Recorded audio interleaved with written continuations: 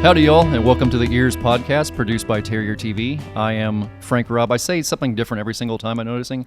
I either say Alligator Robb, Frank Robb, mix of Frank Alligator Robb. I can never stick to the same thing twice. Is that wrong? No, variety. I got to come up with a nickname. You don't have a nickname? Not that we can share on air. Well, I mean, don't some people call you Red? This is true. I've heard that. I've heard that. See that? You just don't want to be called that. That's fair. Okay, if you don't want to be called that, we'll never talk about it. We'll never say that. No, yeah. I guess so, yeah.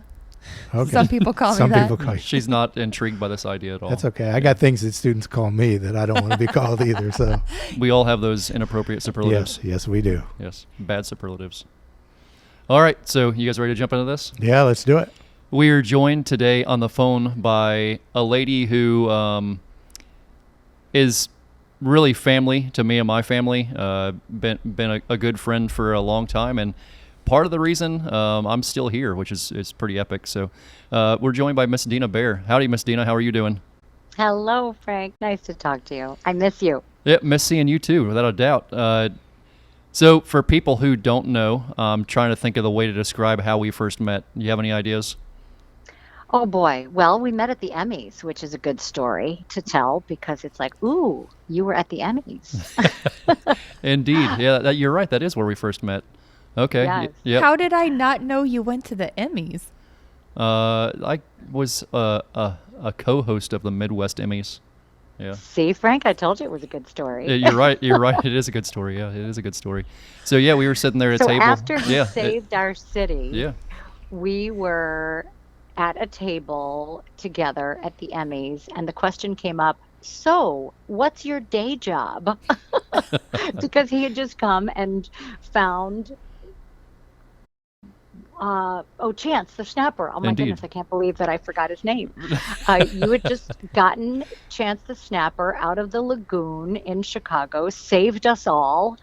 And it was like, okay, so what's your day job? And then you started telling this interesting story about all of the fascinating things that you do as it relates to alligators and research and medicine. And as medical reporter, we decided that that was going to be an excellent story. And we conned our bosses into paying for us to come spend a week with you in Florida. Which was a blast. It was too fun. Yeah, it was an absolute blast. Yeah, so for those who don't know, I guess a little bit over a year ago, whenever I found out I needed heart surgery, and I'd been looking around trying to find a doctor to help me do this surgery, Dina was one of the calls I made to try to, Dina, hey, listen, this is what I'm dealing with. I know you talk to a lot of doctors all the time. Yes. There's nobody that's really knowing what's going on here or what to do. Do you have any ideas who I can chat with? And you gave me a couple of names, which I did have. I talked to both of the people you gave me names for. And it was a roundabout way. Those doctors actually helped me find the doctor that ended up doing my surgery. I don't know if you know that or not. I did know that, yes. Yeah, and know what the possibilities were, and so I think that's amazing. Yeah, you're part of my story. Someone I think the world of, and if I didn't tell you thank you for all that, it surely means a lot to me, and it's part of the reason I'm still here. So really, it means a lot. I would help you out any way I can.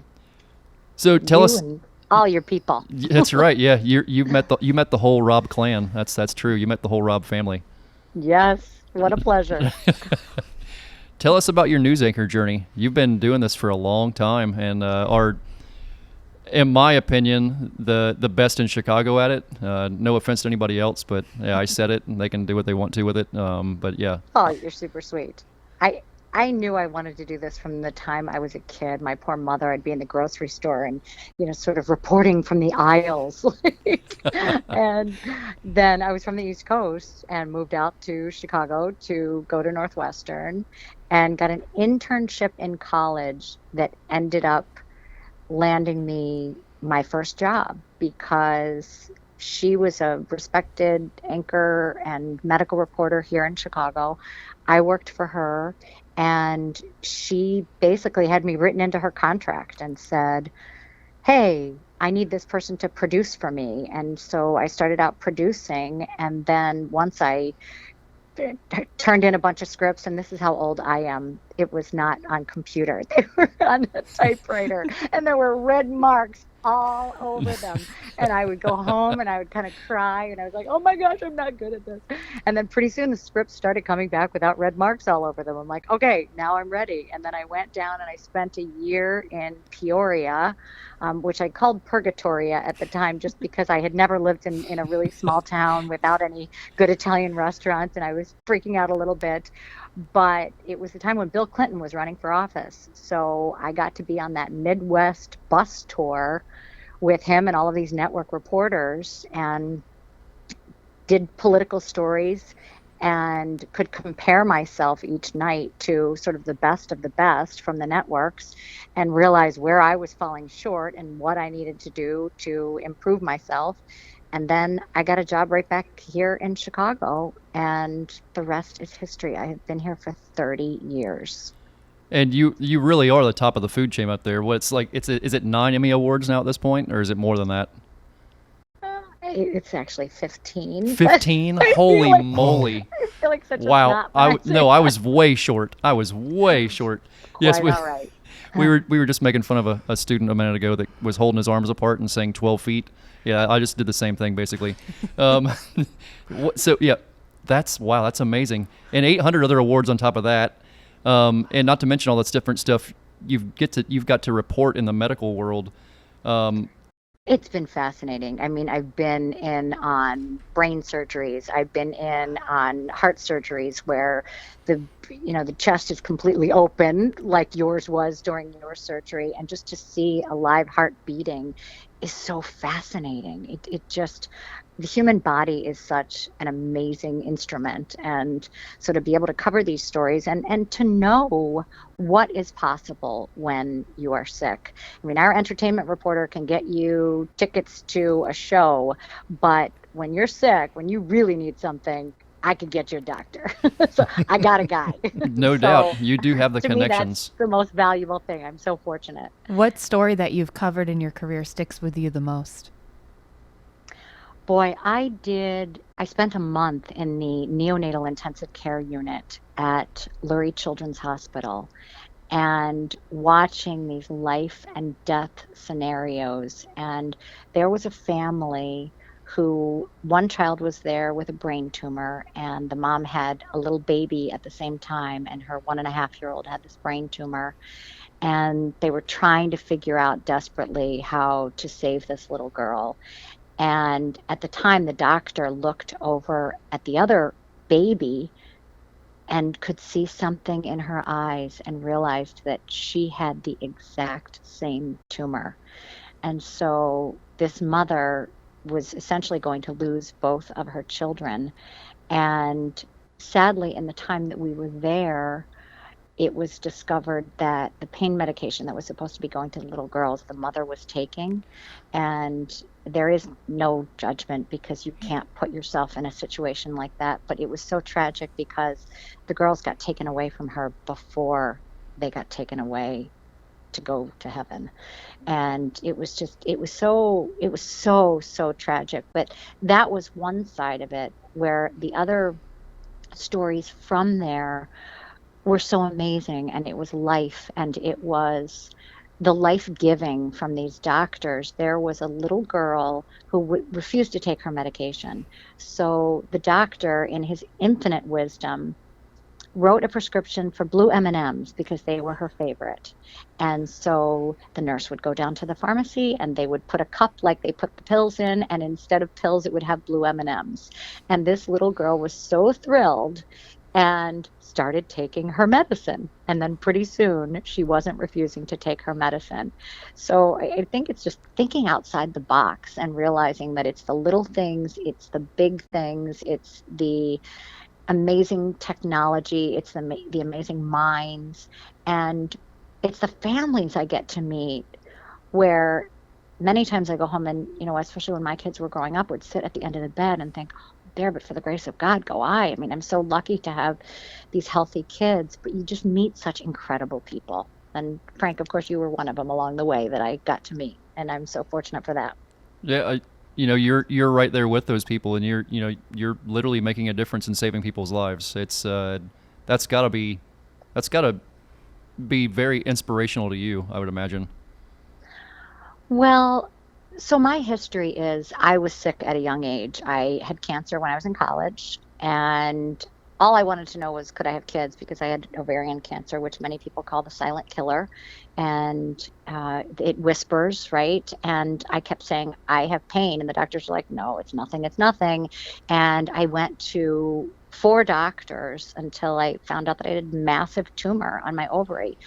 And that whole process, one, made me fascinated with medicine, but I realized that you needed to be empowered. You needed to be your own voice. And I'm so fortunate now to get to tell these stories about medicine and what is possible and say, don't give up. You tell someone else's story where they said, this person said, I would never see, I was losing my sight.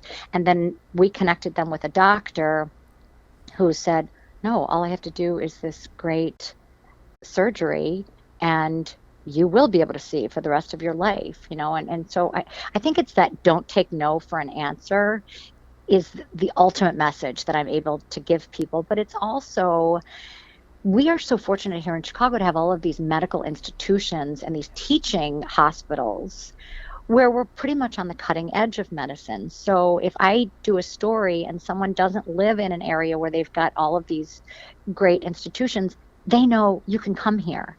And that's what I said to you, Frank, you can come here and, stay with us, have your surgery and we'll take care of you, whatever. And then you were able to find someone else who did it, who happened to study with someone who was at a different place. I mean, if you can empower people like that, that feels good.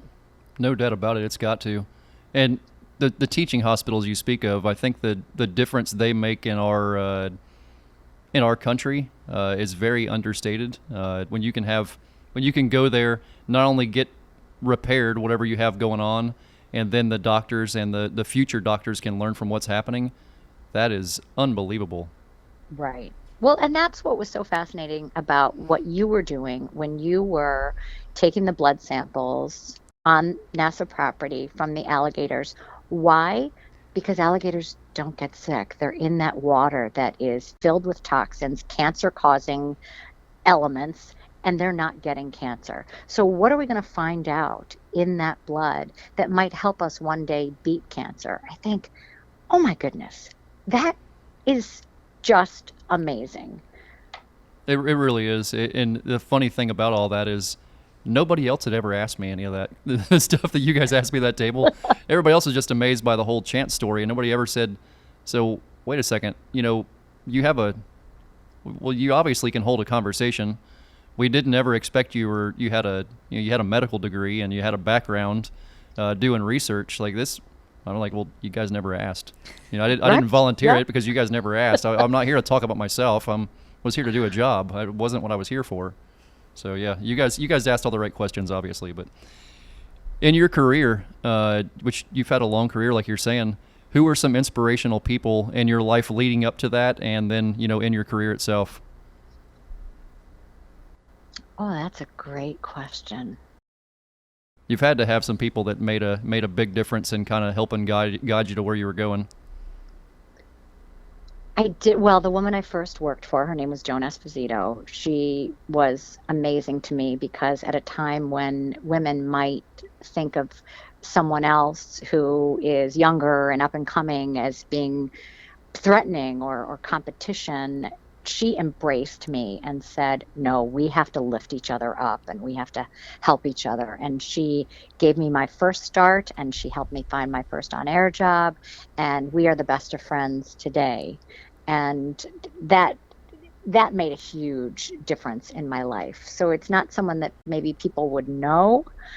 And then beyond that, I honestly think it's the inspiration of the parents who have sick kids, of the wife who would never take no for an answer when her husband was sick and found the place to be and an interesting story to tell. Right now we're working on a series on medicine and the fact that medicine is sick. We are post-pandemic. There is a huge flight because doctors are burned out and nurses are burned out, and staff in the hospitals are really just at their wits' end. We're going tonight to interview a woman who left a really successful nursing career to do wine tasting. Because Wow. she said, I just can't do this anymore. But the story is not about how it's all bad. It's, think about if it's shattered and all of those pieces come down and sort of cut the people that need care the most.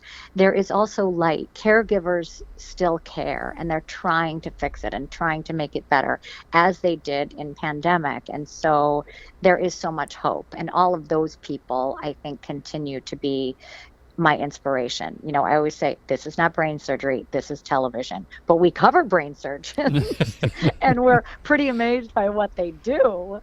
The things the human body can put up with and recover from, even in my own stuff, I'm amazed. I'm amazed by what they can do to you and what you can recover from. It's pretty amazing. Right.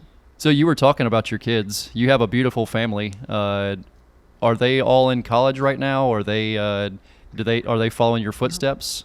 Frank, time gets away from you. Now 3 of them have graduated from What? college. Yes, in the past 2 years. Right? Holy moly. And no, they are not at all. One of them is into audio engineering. He likes music, though, and he produces music.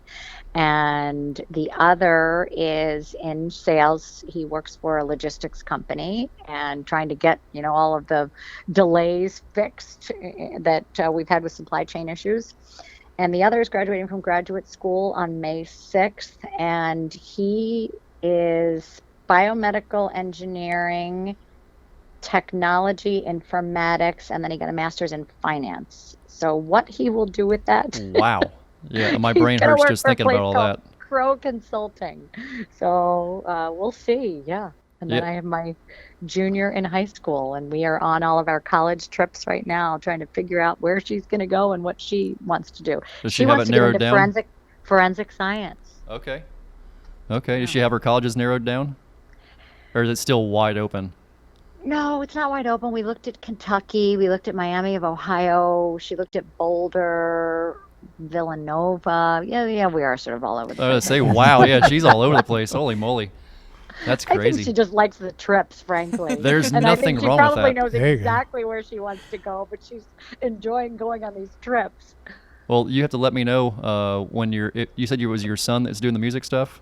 Yes. When he wants some cool audio samples, you know what I'm talking about. You let me know. Oh, yes. That could be very, very interesting. Oh, wouldn't that be great? The alligator sounds, right? There you Everyone go. knows you, Yeah. you talk to the alligators, right? That'd be some pretty cool audio. Who knows what you could make out of that? You could sample that. I bet it would be super cool in a song. Yeah, it'd be pretty amazing, I would think. They're working on a cool project. He and my husband right now, they're doing 50 songs for 50 states. So There you go. they wrote the lyrics for all 50 songs, and then they're giving them to people all over the country to write the music and to record.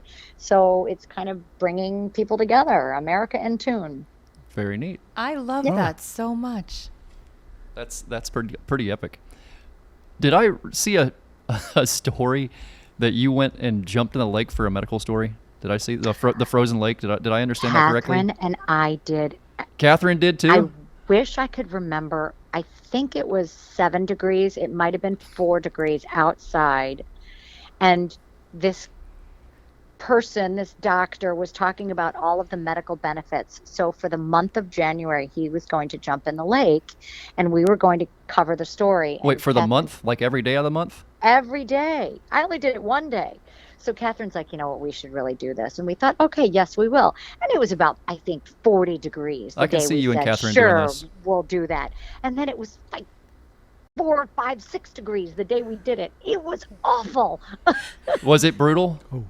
Oh, It was really brutal. Your skin isn't cold; it burns. Yes. It just was so cold. It is rather invigorating, but it really does take your breath away. The skin on fire is invigorating? and then when you get out, you itch. Do you really? Oh my gosh, yes. Yes. Because your skin is kind of coming back, right? Yes. Oh, it's terrible. Mm. Wow. I kind of want to do it now. I don't know. You if know I- what he told us, which would have been better? You can do it in the shower and get the same benefits. Oh, well, And that would have just- been nice. Yeah. Just turn the cold water on in the shower. And then when you're freezing, you can slowly warm it back up. You don't have to walk back from the beach.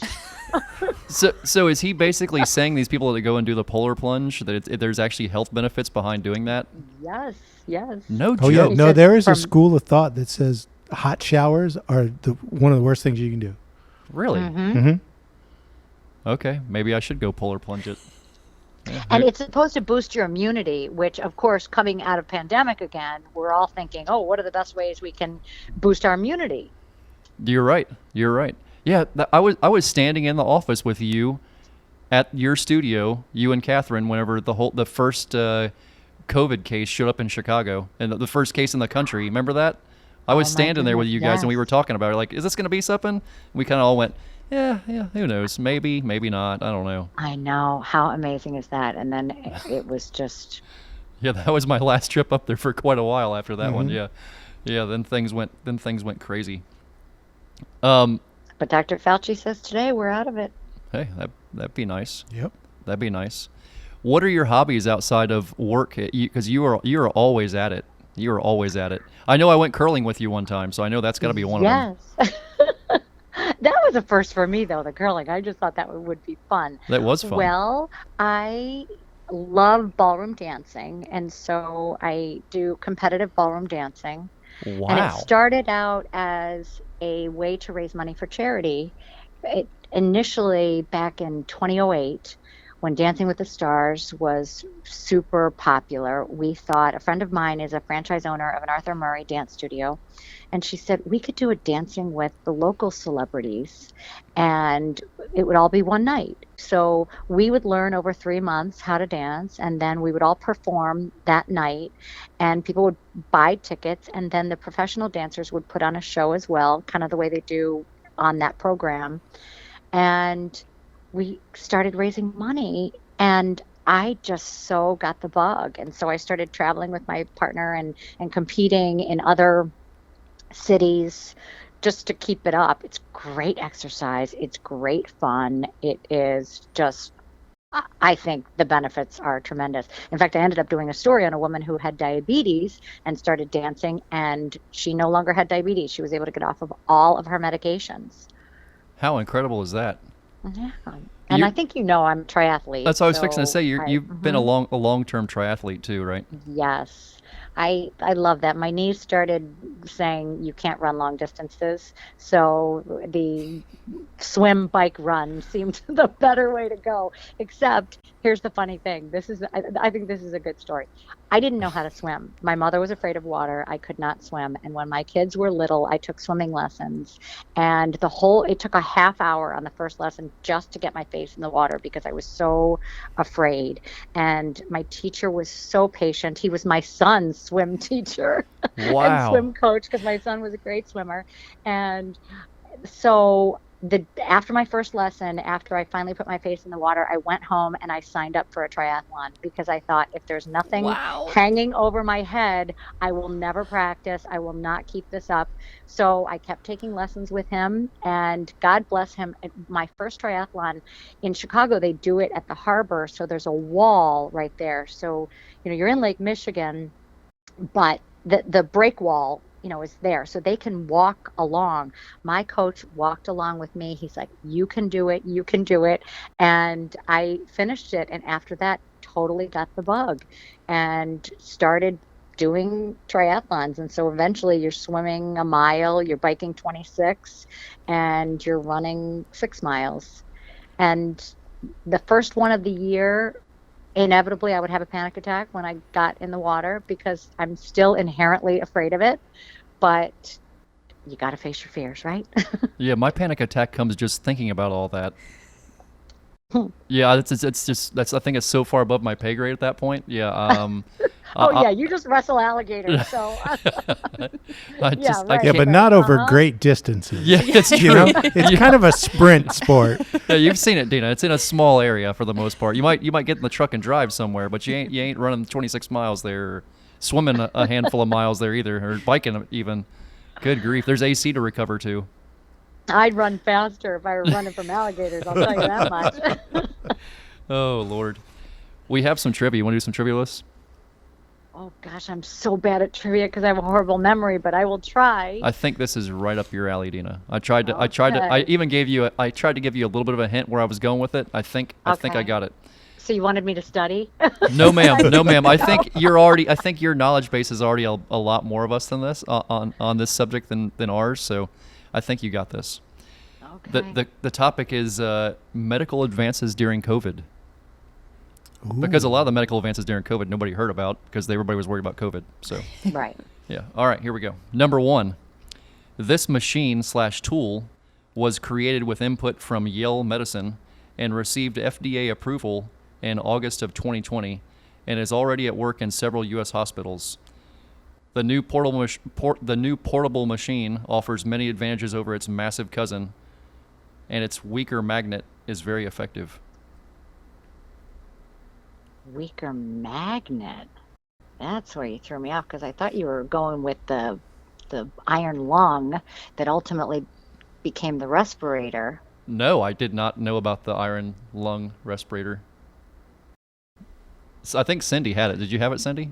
Probably not. Well, what were you thinking?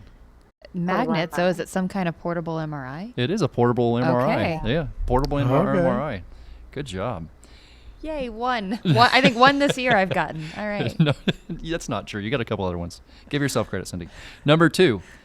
In research conducted at Boston's Children's Hospital, scientists used a virus to switch off this gene that triggers cells doing what? The patients all produced healthy red blood cells and all were able to not stop having transfusions. It's a type of sickness, Sickle cell anemia? Yeah. sickle cell anemia. Indeed. Yeah. Oh, okay. Yeah, they're doing that with a lot of viruses now. Remember when we were in getting my medical degree, they were using viruses at that point. They were trying to target some types of cancer with them.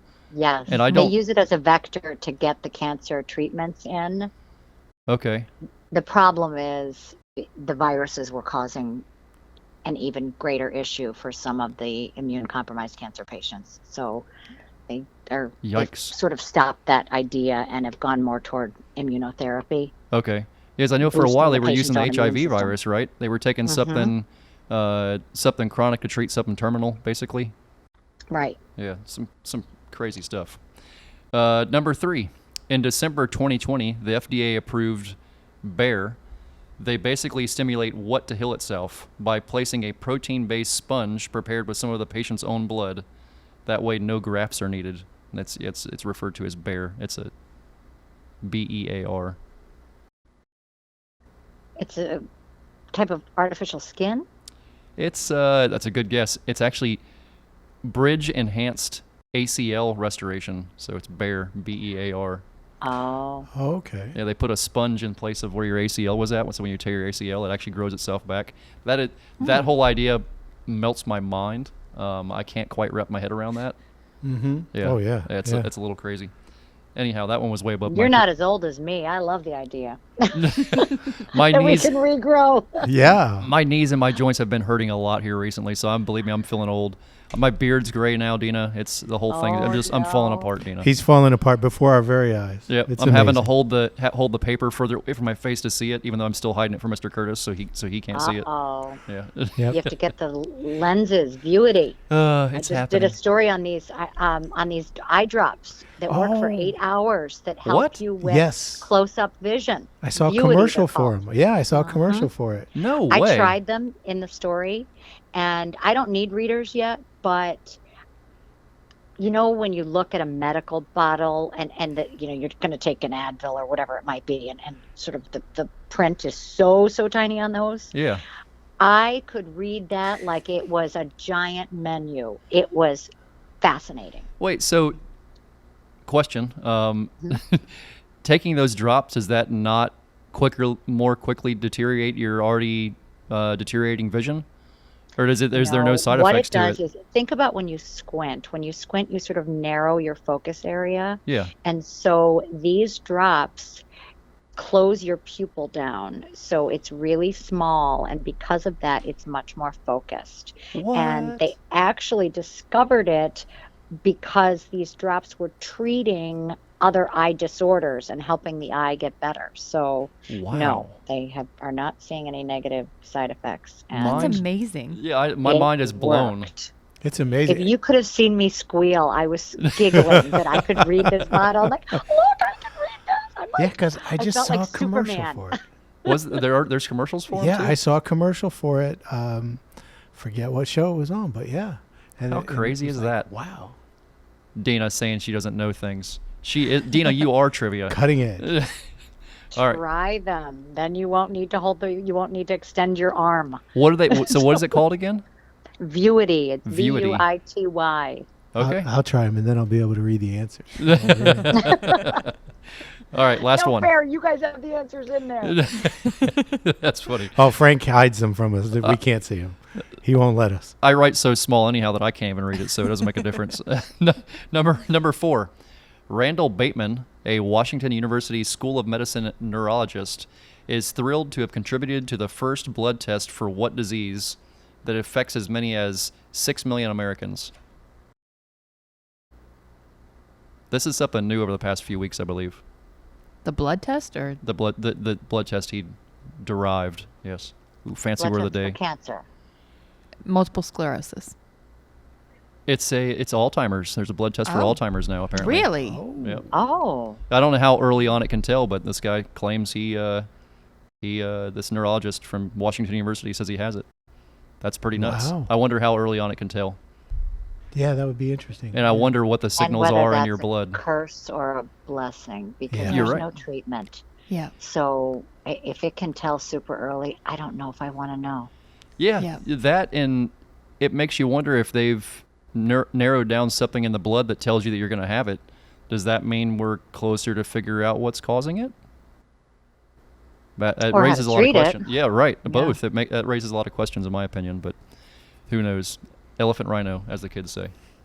Yeah, the kids The are all kids saying say it. that. Yeah. I'll say that. That's right.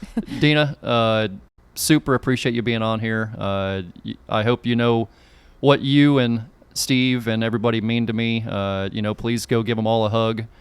Tell them I love I them. shall. And I just, you guys are really family, and I'll never be able to thank you enough for what you all have done for me and my life. And yeah, so anyhow, before I get all mushy, Well, thank you a bunch. You have enhanced ours in amazing ways, and I hope you're coming back to Chicago soon.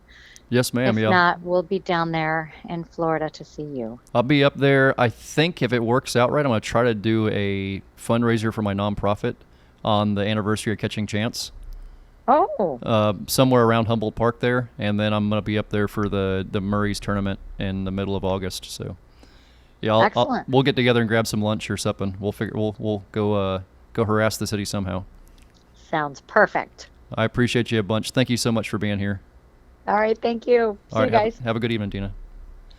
Well, that was epic.